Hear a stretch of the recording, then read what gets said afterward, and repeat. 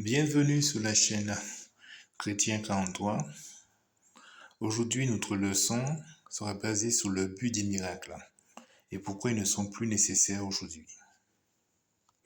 Frères et sœurs et amis, aujourd'hui beaucoup cherchent Dieu, mais pas comme il a demandé. Nous cherchons, ou les hommes le plus souvent cherchent des signes, des sensations, des expériences, de l'émotion, mais on néglige la parole de Dieu. Et pourtant la Bible est claire. Une génération mauvaise et adultère demande de miracles. Selon Matthieu 12, verset 39. Ce n'est pas nouveau. Déjà au temps de Jésus, les hommes voulaient voir pour croire. Mais Dieu n'a jamais voulu que la foi repose sur le spectaculaire. La vraie question n'est pas y a-t-il encore des miracles? La vraie question est pourquoi ai-je besoin de miracles pour croire? Le but des miracles, c'était quoi? Le but était de confirmer la parole. En Marc 16, versets 17 à 20, Jésus nous dit, « Voici les miracles qui accompagneront ceux qui auront cru. » Puis au verset 20, il dit, « Le Seigneur agissait avec eux et confirmait la parole et par les signes qui l'accompagnaient. » Retenez bien, les miracles confirmaient la parole. Ils n'étaient pas là pour impressionner. Ils n'étaient pas là pour divertir. Il n'était pas là pour créer une émotion. Il validait que le message venait de Dieu. En Hébreux chapitre 2 versets 3 à 4, il est dit « Ce salut, annoncé d'abord par le Seigneur, nous a été confirmé par ceux qui l'ont entendu. » Dieu appuyant le témoignage par des signes, des prodiges et divers miracles. 3 étapes. Jésus annonce, les apôtres transmettent et Dieu confirme par des miracles. Donc les miracles sont liés à une chose, la révélation en train d'être donnée. Les miracles de Jésus étaient la preuve aussi, étaient une preuve et pas un spectacle comme nous voyons actuellement. En Matthieu chapitre 11, versets 2 à 6, Jean-Baptiste doute et il envoie demander « Es-tu celui qui doit venir ?» Jésus ne répond pas avec des paroles, mais avec des faits. Il lui dit « Les aveugles voient, les boiteux marchent, la bonne nouvelle est annoncée aux pauvres. » Les miracles étaient une preuve visible. Jésus était le Messie. En Jean 6, verset 14, après les miracles, cet homme est vraiment le prophète qui doit venir dans le monde. Tel est le témoignage de ceux qui voyaient les miracles. Les gens comprenaient. Les miracles pointaient vers l'identité divine de Jésus. Mais attention, beaucoup ont vu, mais n'ont pas cru réellement. Donc même les miracles ne produisent pas forcément la foi. Nous voyons que après que Jésus ait fait des miracles, nous voyons aussi que les apôtres confirmaient par les miracles le message du Christ. En Acte 5, verset 12, plusieurs miracles et prodiges se faisaient par les mains des apôtres. Pourquoi? Encore une fois, pour confirmer le message.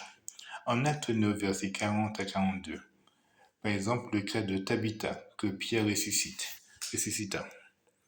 Quel était le résultat? Cela fut connu de toute la ville et beaucoup crurent au Seigneur.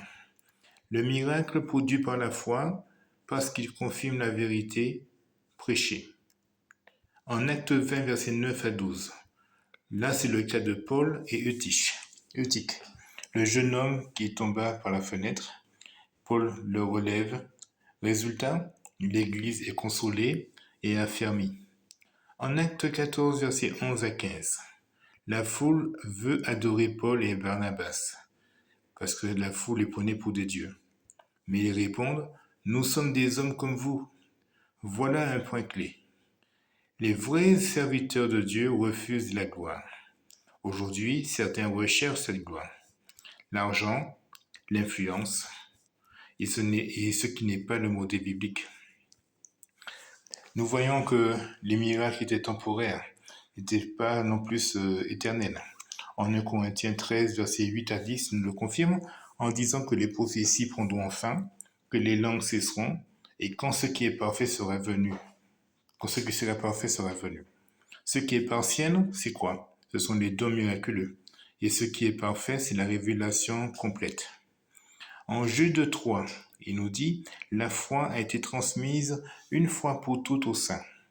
Une fois pour toutes, pas en continu, pas avec de nouvelles révélations. Et Éphésiens 3, versets 1 à 11, Paul explique que le mystère a été révélé. Donc la révélation est complète. Le message est fixé. Il n'y a plus besoin de le confirmer par des miracles. Le test simple qui dérange. Soyons honnêtes, si les miracles d'aujourd'hui sont les mêmes que dans la Bible, alors pourquoi tous les malades ne sont pas guéris? Pourquoi les morts ne sont pas ressuscités publiquement? Et pourquoi les miracles sont toujours flous et discutables? Dans la Bible, comme j'ai toujours dit et comme on le dit souvent, les miracles sont immédiats. Les guérisons sont immédiates, instantanées. Elles sont complètes, visibles et incontestables. Aujourd'hui, ce n'est pas du tout comparable. En conclusion, ce n'est pas du tout la même chose. Attention, justement, si ce n'est pas la même chose, ça veut dire que ce sont de faux miracles. Donc, attention aux faux miracles. Et la Bible nous le dit justement, nous avertit. En 2 Thessaloniciens 2, versets 9 à 10, avec toutes sortes de miracles, des signes et de prodiges mensongers. Oui, il existe de faux miracles. Et Matthieu le dit aussi en chapitre 7, versets 22 à 23. Seigneur, n'avons-nous pas fait des miracles? Et Jésus qui répond, je ne vous ai jamais connu. Voilà un choc. On peut faire des choses extraordinaires et être rejeté par le Christ. Aujourd'hui, quelle est la vraie puissance? La vraie puissance aujourd'hui, au 2026, et jusqu'à la venue du Christ, c'est la parole, la Bible. En Romains chapitre 1, verset 16, l'Évangile est une puissance de Dieu pour le salut. Ce ne sont pas les miracles, mais seulement l'Évangile.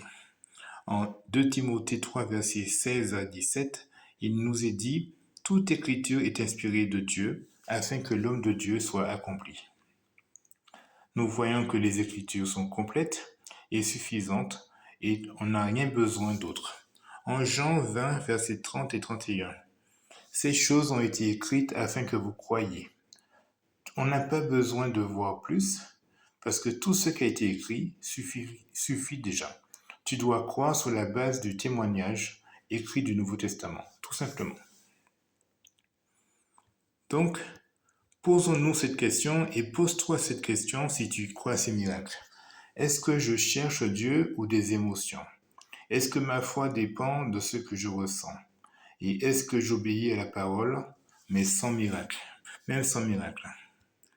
Avant, Dieu parlait, mais par les miracles, et les miracles confirmaient. Aujourd'hui, Dieu parle et tu dois répondre. La vérité est simple. Les miracles ont ouvert la porte, mais aujourd'hui, c'est la parole qui décide si tu entres.